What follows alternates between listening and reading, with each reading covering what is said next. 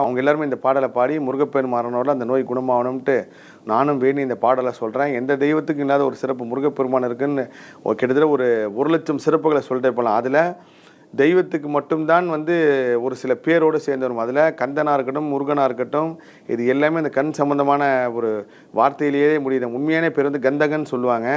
இப்போ இருக்கிற கந்தகார் முருகர் ஆராய்ச்சியில் நான் ஒரு விஷயத்தை ஒன்று, இந்த கந்தகார் அப்படின்றதே முருகப்பெருமான் வாழ்ந்ததாகவும் முருகப்பெருமான் பாதப்பட்ட இடமா சொல்கிறாங்க. அதில் நம்ம இப்போ கந்தன் சொல்கிறதே முழு வார்த்தை கந்தகன் அப்படின்னுவாங்க. ஸோ கண் சம்பந்தமான அனைத்து நோய்களுக்கும் தீர்வு தரக்கூடிய பாடலாக இந்த பாடல் கந்தப்பெருமான் அருளோடு நான் பதிவு பண்ணுறேன். இந்த பாடலோட முழு வடிவம் குரல் வடிவாகவும் எழுத்தடிவாகவும் நம்ம குமுதம் பக்தி யூடியூப் சேனலில் வரும். ப்ளஸ் புத்தக வடிவாக அதோட முழு விளக்கமும் குமுதம் பக்தி இதில் வரும். அதுவும் வாங்கி படிங்க. இப்போ நம்ம பாடலை படிப்போம்.